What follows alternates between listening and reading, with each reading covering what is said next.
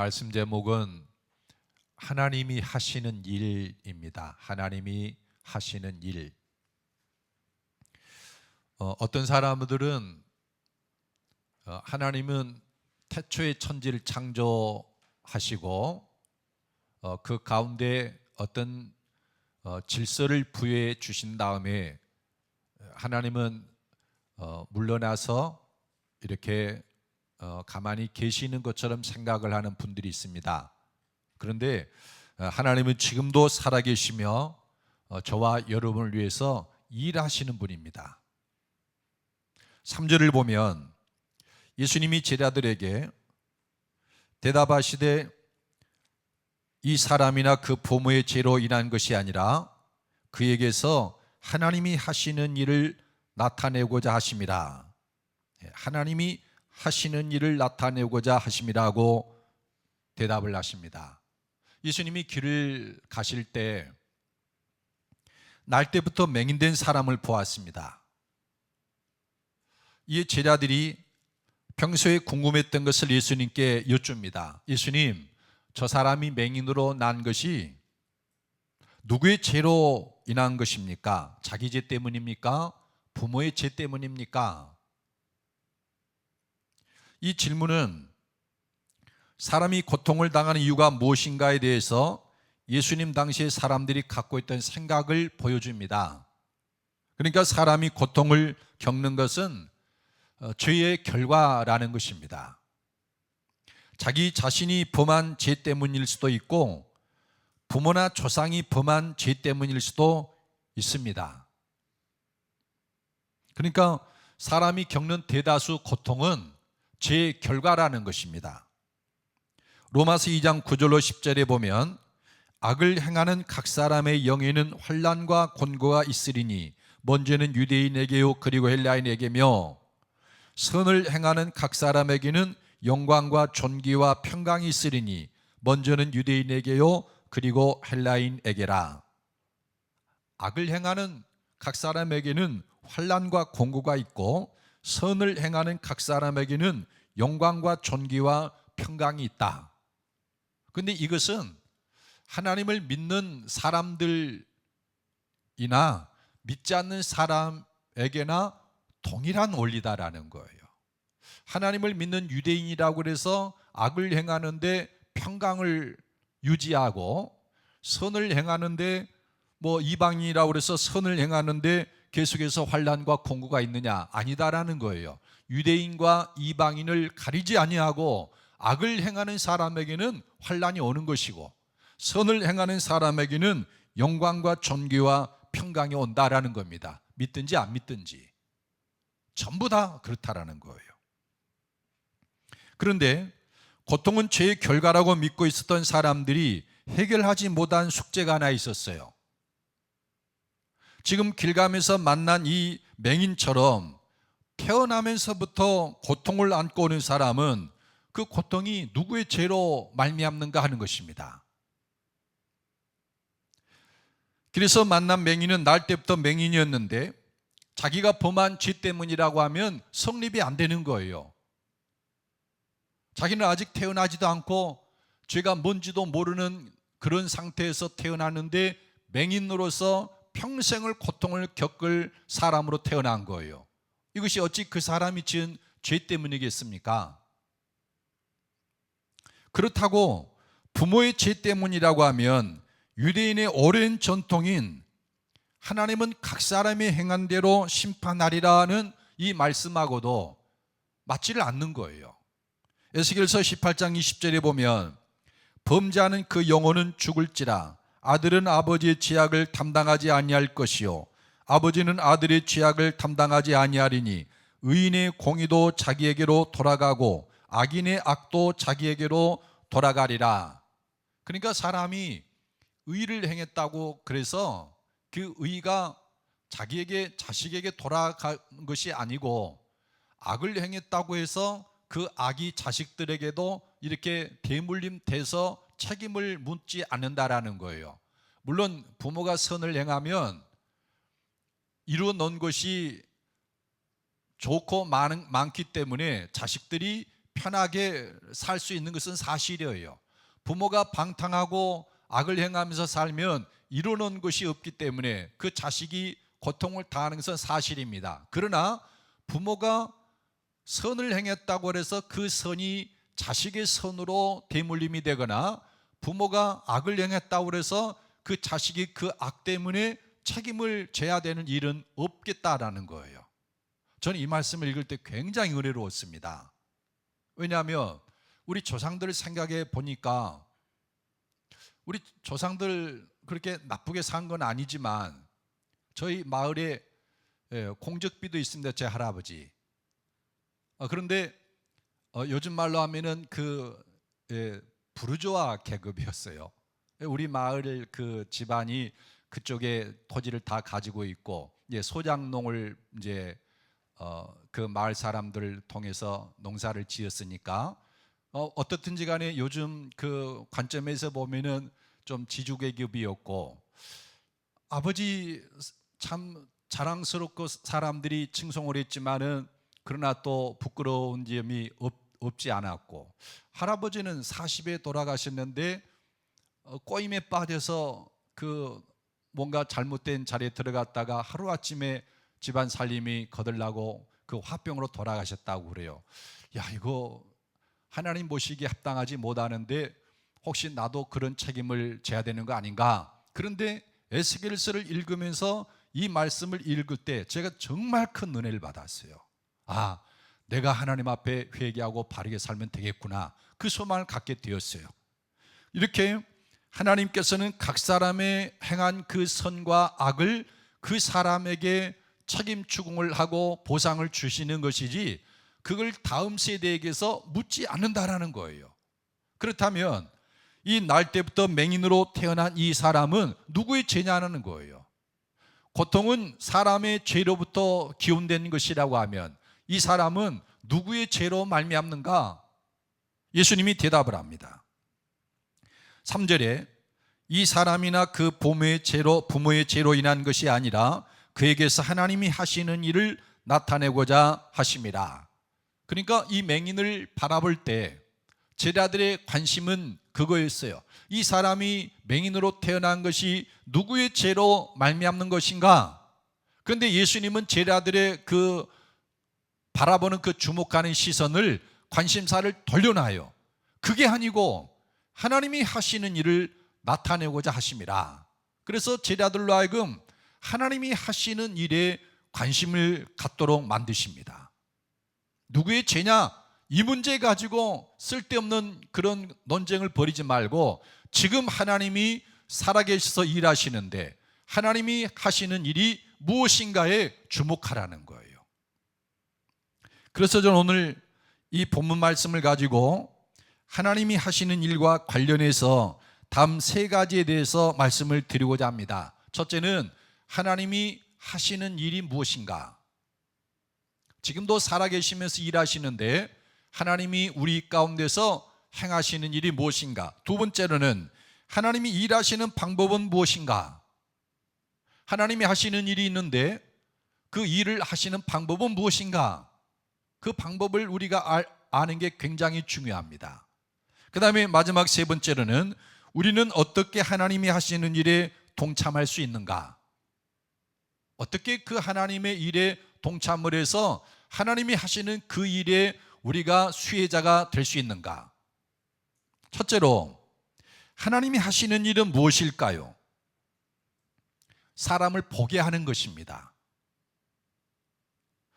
오늘 본문을 보면 날 때부터 맹인으로 태어난 이 사람을 예수님이 고쳐서 밝히 보게 합니다.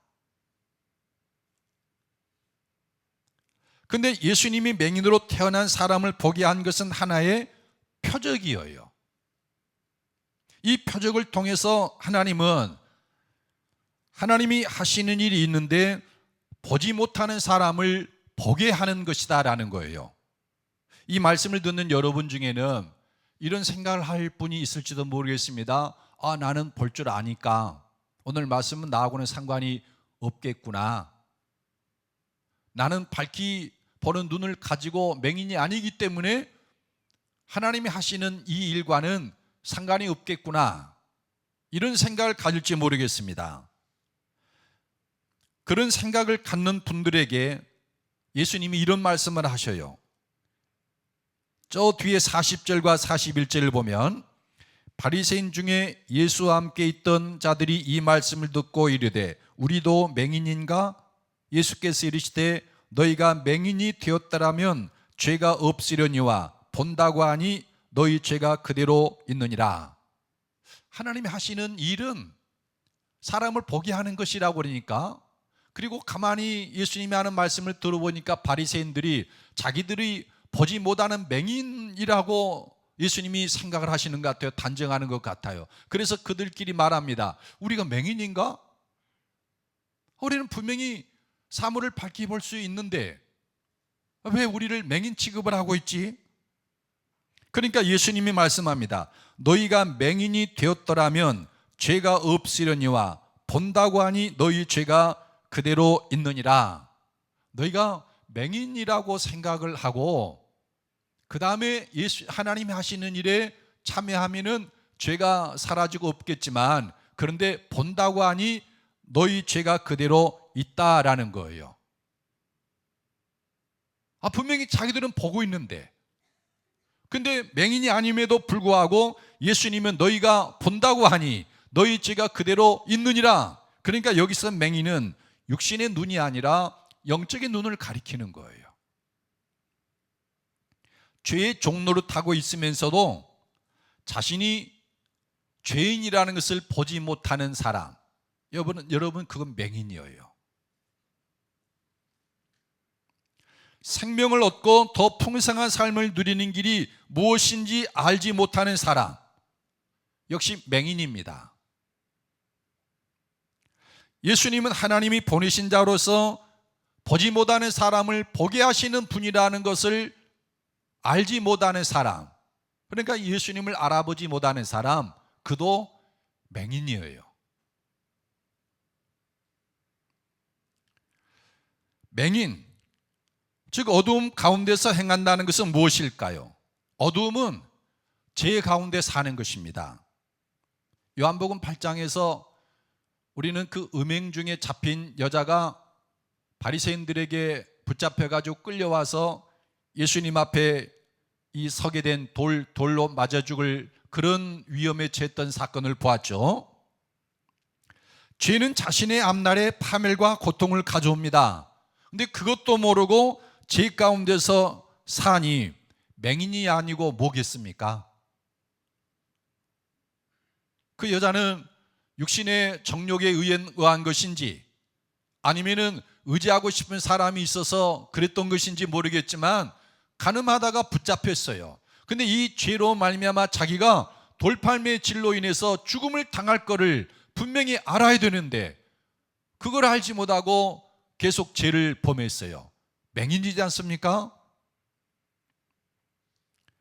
이 어둠은 진리를 알지 못한 채 세상의 헛된 것을 얻고자 자기 욕심을 따라 살고 세상 풍조를 따라 사는 것이기도 합니다. 어둠 가운데 있다, 맹인이다. 진리를 알지 못하고 세상의 풍조를 따라서 세상이 주는 것에 관심을 가지고 그것만을 쫓아가면서 살아가는 사람, 이 역시 어두움 가운데 행하는 것이고 맹인이다라는 것입니다. 그 사람이 세상이 주는 것을 열심히 노력해서 얻었어요. 그러면 그것이 그 사람을 행복하게 하고 그것이 그 사람을 풍성한 생명으로 이끌어 갑니까? 그렇지 않아요. 맹인인 것입니다. 헛된 것에 속은 거예요. 어둠은 또한 죄와 어리석은 삶 때문에 겪는 고통과 파멸이기도 합니다. 죄로 말미암아 그 환난을 겪고 파멸을 당하고 고통 가운데서 살아가는 삶, 이건 어둠 가운데서 방황하는 삶이에요. 그런데 하나님의 일은 이 어둠 가운데 있는 사람들을 보게 하는 것이에요. 그래서 어떻게 사는 것이 생명을 얻고 풍성한 삶을 얻게 되는지 밝히 알게 하고 그 삶을 살아감으로써 사망에서 생명으로 옮기는 것이 하나님의 일이다라는 겁니다. 이 일이 너무나 중요하기 때문에 요한복음에는 빛과 어두움이라는 단어들이 굉장히 많이 나와요. 1장 4절로 5절에 보면 그 안에 생명이 있었으니 이 생명은 사람들의 빛이라. 빛이 어둠에 비치되 어둠이 깨닫지 못하더라. 그러니까 예수님은 사람들의 빛인데 그 빛이 비치고 있지만 사람들은 깨닫지 못하고 여전히 어두움 가운데 있다라는 말입니다. 1장 7절로 9절에 보면 저가 증거하러 왔으니 곧 빛에 대하여 증거하고 모든 사람으로 자기를 인하여 믿게 하려 함이라. 이는 이 빛이 아니요 이 빛에 대하여 증거하러 온 자라. 참빛 곧 세상에 와서 각 사람에게 비치는 빛이 있었나니. 여기서 그는 세례 요한을 가리킵니다. 세례 요한이 와서 하나님의 나라가 가까이 왔음을 선포하고 회개를 촉구하니까 사람들이 저분이 우리를 구원하러 오신 분이로구나 이렇게 믿고 그를 따랐어요. 근데 요한복음 그렇게 말합니다.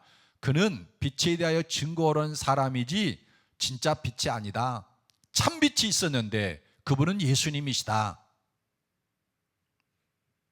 그 다음에 3장 19절로 21절에 그 정죄는 이것이니 곧 빛이 세상에 왔으되 사람들이 자기 행위가 악함으로 빛보다 어둠을 더 사랑한 것이니라. 악을 행하는 자마다 빛을 미워하여 빛으로 오지 아니하나니 이는 그 행위가 드러날까 하며 진리를 쫓는 자는 빛으로 오나니 이는 그 행위가 하나님 안에서 행한 것임을 나타내려 함이라 하시니라. 그러니까 어떤 사람이 심판을 받은 사람이고 어떤 사람이 구원을 받은 사람인가? 그러니까 어떤 사람이 정죄를 당해서 심판을 받은 사람인가? 그거는 예수님을 믿지 않는 것이 곧 심판이다라는 것입니다. 왜냐하면 예수님은 빛인데 이 빛이 세상에 와서 어두움 가운데 비춰요. 그런데 진리를 사랑하고 바르게 참되게 살아가려고 하는 사람은 빛이 비칠 때 어두움에서 뛰쳐나와서 빛으로 다가온다는 겁니다. 그런데 어둠을 사랑하는 사람은 빛이 오면은 자기를 더 숨겨요. 어둠 속으로. 왜냐하면 자기 안에는 어둠이 드러날까 봐 빛으로 나오지를 못하는 거예요. 그래서 예수님이 오셨는데 예수님을 믿고 사랑하지 않는 것은 자기 자신 곧 어둠임을 드러내는 것이고 그 자체가 심판을 받은 것이다. 사람들 중에 예수님 믿는 신앙을 아주 극렬하게 반대하는 사람들이 있습니다. 그 사람들의 이면을 살펴보면 극렬한 어떤 죄가 있어요. 그게 드러날까 봐서 빚진 예수님을 공격을 하는 거예요. 자기 어둠을 숨기기 위해서. 그게 심판받은 것이다. 8장 12절에는 예수께서 또 일러 가라사대 나는 세상의 빛이니 나를 따르는 자는 어둠에 다니지 아니하고 생명의 빛을 얻으리라. 예수님이 세상의 빛이다라는 것입니다. 그래서 예수님을 따르는 사람은 인생을 어떻게 살아야 할 것인가 그 진리를 알고 지혜롭게 그리고 밝히 살기 때문에 생명을 얻는다는 것입니다. 9장 5절에 보면 오늘 본문이죠. 내가 세상에 있는 동안에는 세상의 빛이로라. 그러니까 예수님은 빛이기 때문에 예수님을 모시면 빛 가운데 행하는 것이고 그렇지 않으면 어두움 가운데 행하는 것이다. 그 이후로도 빛과 어둠에 대한 단어들이 요한복음에는 계속 나옵니다. 어떻습니까? 여러분은 어둠 가운데 거하고 있는 것 같습니까? 빛 가운데 거하는 것 같습니까? 만일 여러분이 어두움 가운데 거하는 것 같으면 빛 대신 예수님께로 나오시면 됩니다. 그리고 예수님을 사랑하고 예수님과 함께 동행을 해보십시오. 그러면 그 삶이 어둠이 점점 물러가고 빛이 그 사람에게 빛이 시작하고 빛 가운데서 살게 될 것입니다. 그렇다면 하나님이 일하시는 방법은 어떤 것일까요? 하나님이 일하시는 것은 사람을 보게 하는 것인데 사람을 보게 하는 이 방법은 무엇이냐는 겁니다. 여러분 4절로 7절을 우리 함께 읽어보겠습니다. 4절로 7절입니다.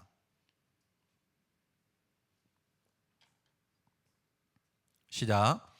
때가 아직 나아짐에 나를 보내신 이의 일을 우리가 하여야 하리라. 밤이 오리니 그때는 아무도 일할 수 없느니라. 내가 세상에 있는 동안에는 세상의 빛이로라. 이 말씀을 하시고 땅에 침을 뱉어 진흙을 이겨 그의 눈에 바르시고 이르시되 실로암 못에 가서 씻으라 하시니 실로암은 번역하면 보냄을 받았다는 뜻이라.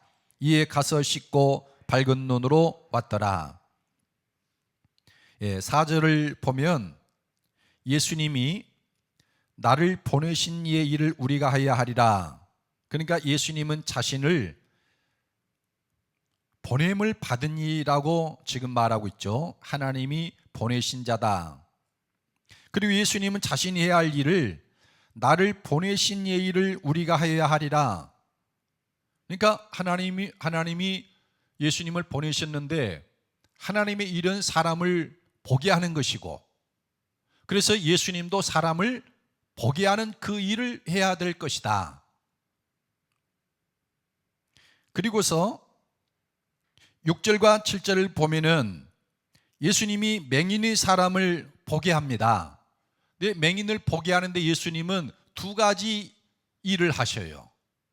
이 두 가지 일이 사람을 보게 하는 방법이다라는 겁니다. 하나는 땅에 침을 뱉어서 진흙을 이겨 그의 눈에 바른 것이에요.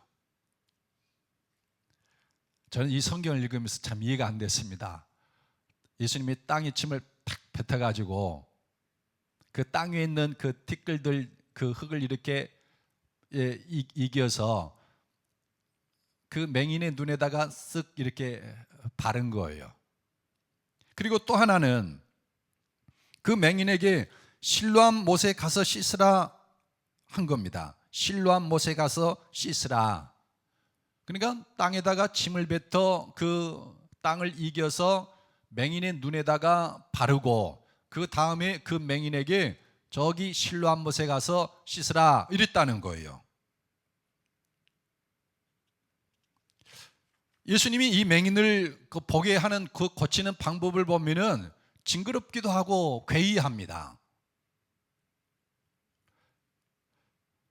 진흙을 이겨서 맹인의 눈에 바르고 그것을 씻어서 볼 수 있다고 하면 세상에 맹인은 아무도 없겠죠. 그리고 아무데라도 가서 씻으면 되지 왜 실로암 못에 가서 씻으라고 하셨을까? 초대교회 교부들은 예수님이 땅에 침을 뱉어서 진흙을 이겨 맹인의 눈에 바른 것에 대해서 이렇게 해석을 했습니다. 그러니까 예수님이 땅에 진흙을 이겨 눈에 바른 것은 태초에 하나님이 땅의 흙으로 사람을 지으신 것을 모방한 것이다. 여러분 창세기 2장 7절에 보면 하나님이 사람을 만드실 때 그 흙으로 사람을 이렇게 빚지 않습니까? 그 흙을 이렇게 이겨서 사람의 형상을 이렇게 딱 만들어요. 그런데 예수님이 땅에다가 침을 뱉어서 그 진흙을 이겨서 이 소경의 눈에 이렇게 바른 것은 하나님이 사람을 만드실 때 그것을 모방한 것이고, 그래서 예수님이 땅에 침을 뱉어 이겨서 그 진흙을 흙을 이렇게 맹인의 눈에 바른 것은 이 맹인의 눈을 재창조하는 창조의 과정이다라는 거예요. 저는 이것이 옳다고 생각을 합니다. 왜냐하면 앞서 8장에서 가늠하다 붙잡힌 그 여자를 끌고 온 바리새인들이 예수님께 물었죠. 모세는 이런 여자를 돌로 치라 명하였는데 선생은 어떻게 하라고 하시겠습니까? 그러니까 예수님이 대답은 않고 몸을 굽혀서 땅에다가 글씨를 쓰시는 거예요. 계속 물으니까 죄 없는 자가 너희 중에 죄 없는 자가 먼저 돌로 치라 한 다음에 또 몸을 굽혀서 땅에 쓰셨어요. 그것이 저는 그렇게 해석을 했죠. 시내산에서 하나님이 처음으로 모세를 통해서 율법을 주실 때 하나님이 친히 돌판에다가 글을 쓰신 것을 모방한 것이다. 땅에다가 글씨를 쓴 거는. 그래서 예수님께서 땅에 침을 뱉어 진흙을 이겨 맹인의 눈에 바른 것은 창세기 2장에 나오는 하나님이 사람을 만드실 때 그 창조 행위를 모방한 것이다. 이 눈이 있지만 쓸모가 없는 눈인 거예요. 맹인이에요. 보지를 못해요. 이거는 새로운 창조가 필요합니다. 그래서 예수님이 하나님이 창조하실 때 진흙을 이겨서 사람을 만든 것처럼 진흙을 이겨 이 사람의 눈에 바르고 씻으라 했다라는 거예요. 눈을 재창조하는 거. 그렇다면 실로암 못에 가서 씻으러 한 것은 무엇일까요? 7절을 보면 실로암에 대해서 해석을 보여줍니다. 실로암은 번역하면 번임을 받았다는 뜻이다. 실로암은 번임을 받았다는 뜻이에요. 그런데 오늘 본문에 보면 번임을 받았다는 말이 또 한 번 언급됐어요. 4절에 때가 아직 낮음에 나를 보내신 이를 우리가 하여야 하리라. 그러니까 보내심을 받은 이는 예수님이에요. 그러니까 예수님하고 실로암은 하나의 공통점이 있죠. 번임을 받았다는 거예요. 그러니까 보지 못하던 맹인이 실로암 못에 가서 눈을 씻으니 밝히 보게 된 것처럼 영적인 맹인들은 번임을 받은 예수님께로 와서 씻음을 받아야 된다는 거예요. 실로암 못을 저는 한 6번 정도 가봤는데 2번은 이제 기온샘으로 들어가서 그 기온샘은 옛날 그 다윗성 예루살렘 성의 북동쪽 끝 모서리에 있습니다. 이 기온샘 있는데 이 기온샘은 매우 깊어요. 그래서 아파트 몇 층 정도를 계단을 타고 쭉 내려가면은 이제 그 기온샘이 있는데 이 기온샘은 물이 이제 솟구쳐 올라가지고 넘치면은 그 동쪽으로 흘러내립니다. 그래서 기드론 시내가 이루어지는 겁니다. 근데 주전 700년경에 아수르의 군대가 침략을 해옵니다. 그래서 히스기야 왕은 이 아수르 군대로부터 성을 보호하기 위해서 여러 정비 사업을 펼칩니다. 그 중에 하나가 이 물이 기온샘에서 흘러난 물이 외부로 흘러나가면 적군이 그것을 이용하기 때문에 장기적으로 성을 포위 공격할 수 있는 빌미를 주는 거예요. 그래서 히스기야는 그 북동쪽 끝에 있는 기온샘에서 터널을 뚫습니다. 예루살렘 성을 관통해 가지고 터널을 뚫어서 그 예루살렘 성 제일 남쪽 끝에다가 실로암 못을 만들었어요. 인공 연못을 만들었는데 이게 이름이 실로암입니다. 왜냐하면 기온샘에서 솟구쳐 흐르는 그 물을 쭉 히스기야 터널을 통해서 실로암 연못으로 물을 끓여서 보내는 거예요. 그래서 번임을 받았다라고 하는 실로암 연못이 탄생한 거예요. 지금도 그 기온샘의 계단을 타고 내려가서 실로암 못을 그 기온샘을 딱 만나게 되는데 물이 어마어마합니다. 우릉 우릉 우릉 하면서 솟구쳐 올라요. 어마어마합니다. 그래서 히스기야가 뚫은 그 700m가 넘는 그 터널을 통해서 물이 계속 흘러요.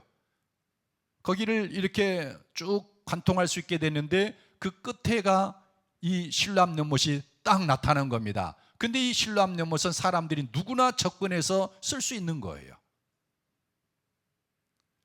그러니까 예수님은 전능하신 하나님, 그리고 사람의 눈을 보게 하시는 그 하나님이 세상에 보냈어요. 그래서 사람들 보지 못하는 맹인들을 네가 고쳐라. 영적으로 보지 못하는 사람들도 보게 하라라는 거예요. 그 기온샘에서 어마어마한 물이 솟구쳐 흘러나오는데 터널을 통해서 실로암으로 번임을 받아서 많은 사람을 유용하게 했던 것처럼 하나님도 실로암처럼 예수님을 보내서 사람들 보게 하라. 그러니까 하나님이 일하시는 방법은 무엇입니까? 그의 아들 예수 그리스도를 세상에 보내서 보지 못하는 맹인들로 보게 하신다는 거예요.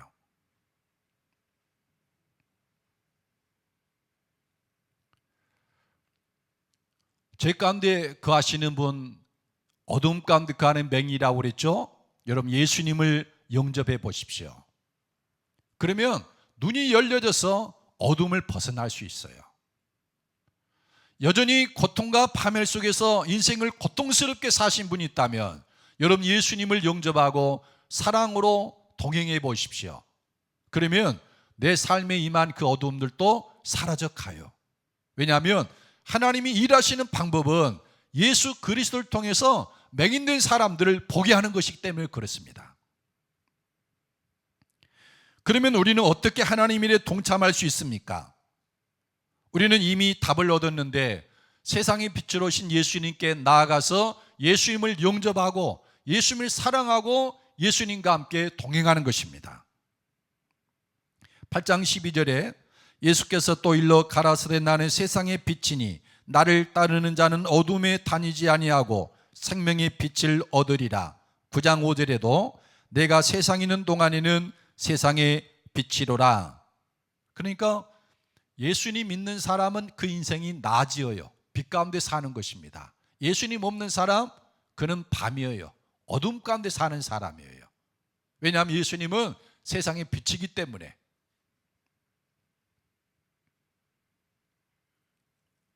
그런데 사람들은 좀처럼 예수님을 세상의 빛으로 인정하고 그 예수님 안에 거하려고를 하질 않아요.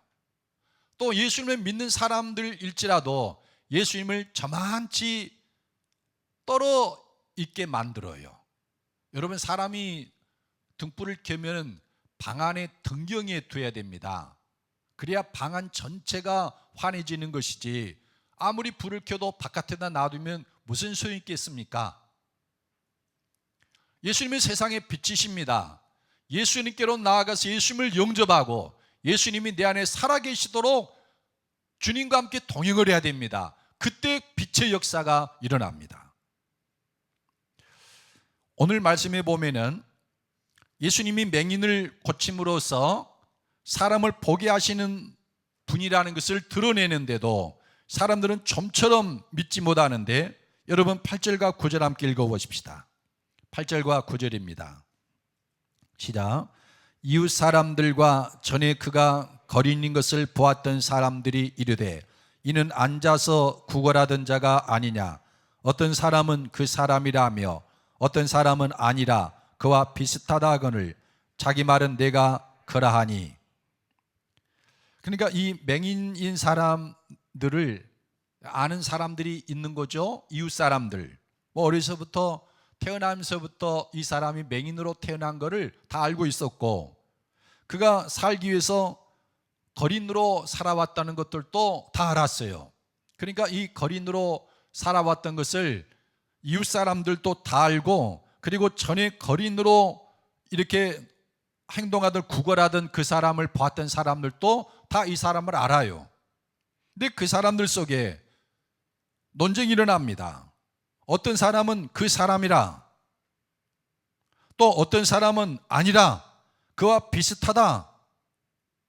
근데 이 맹인이었던 사람은 내가 바로 그 사람이었습니다. 내가 바로 그입니다. 라고 말합니다. 그러니까 이 사람들 속에 일어난 논쟁을 바라보면 우리는 그걸 알 수 있어요. 예수님이 이 사람에게 일으킨 변화가 얼마나 전격적이고 놀라웠으면 이웃 사람들까지도 몰라볼 정도였을까. 그리고 전에 구걸하던 사람인 것을 다 아는 사람들도 아니라 비슷할 뿐이다. 예수님이 이 사람에게 일으킨 그 변화가 얼마나 놀랍고 큰 것이면 사람들이 몰라보겠습니까? 여러분 예수님은 그런 분입니다. 전에 알던 사람이 몰라볼 정도의 변화를 일으키는 분이 예수님이셔요. 어둠에서 빛 가운데로 이끌어내시는 분이 예수님이시다라는 것입니다. 그런데 한편으로는 그걸 알 수 있어요. 이 사람들이 예수님을 인정하고 믿는 것이 얼마나 어려운가. 내가 그거 어떻게 해서 보게 되었느냐. 예수라는 그분이 나를 이렇게 만들었습니다 했다고 하면은 그들은 그걸 인정하고 예수님을 영접해야 되는데 그걸 믿을 수가 없는 거예요. 그래서 아니라 이 사람은 비슷한 사람일 뿐이다. 얼마나 사람들이 예수님을 인정하고 받아들이는 것을 어려워하는가. 근데 이웃 사람들뿐만이 아닙니다. 여러분 16절도 같이 읽어보십시다. 16절의 말씀 시작. 바리새인 중에 어떤 사람은 말하되 이 사람이 안식일을 지키지 아니하니 하나님께로부터 온 자가 아니라 하며, 어떤 사람은 말하되 죄인으로서 어떻게 이러한 표적을 행하겠느냐 하여 그들 중에 분쟁이 있었더니.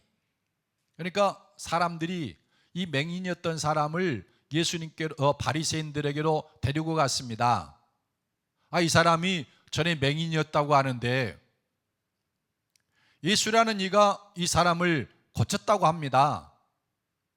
그러니까 바리새인들이 그날이 안식일이어서 이게 문제가 된 것입니다. 침을 뱉어서 진흙을 이겨서 눈에 발랐으니 노동이죠. 그것을 눈에 바르고 실로한 못에 가서 씻으라고 했으니 노동을 요구하는 거예요. 그래서 바리새인들 중에 어떤 사람들은 이처럼 안식일을 지키지 않는 사람이, 하나님 말씀을 지키지 않는 사람이 어떻게 하나님께로부터 온 자일 수가 있느냐, 하나님으로부터 보내심을 받았다는 것에 대해서 부정을 하는 것입니다. 그런데 어떤 바리새인은 이렇게 말합니다. 죄인으로서 어떻게 이런 표적을 행하겠느냐. 그러니까 하나님이 보내신 자가 아니면 어떻게 맹인을 보게 할 수가 있느냐, 창세로부터 이러한 일을 들어본 적이 있느냐, 이분이 죄인이라면 어떻게 그런 일을 하겠느냐. 그러니까 하나님이 보내신 분이라는 것을 인정해야 된다라는 주장도 있었어요. 이 논쟁을 통해서 우리는 알게 되는 것이 있는데, 사람들은 예수님을 하나님이 보내신 자라고 인정하는 것을 굉장히 어려워한다라는 거예요. 인정하기를 꺼려하고, 예수님이 빛이라는 사실을 인정하는 것을 인정하려고 하지 않습니다. 사도 요한은 그 이유를 이렇게 말합니다. 요한복음 3장 19절 20절에 그 정죄는 이것이니 곧 빛이 세상에 왔으되 사람들이 자기 행위가 악함으로 빛보다 어둠을 더 사랑한 것이니라. 악을 행하는 자마다 빛을 미워하여 빛으로 오지 아니하나니 이는 그 행위가 드러날까 함이요. 그러니까 자기 행위가 악하니까 그 악함이 드러날까 봐서 빛으로 나오지도 않을 뿐만 아니라 예수님을 빛으로도 인정하지도 않는다라는 거예요.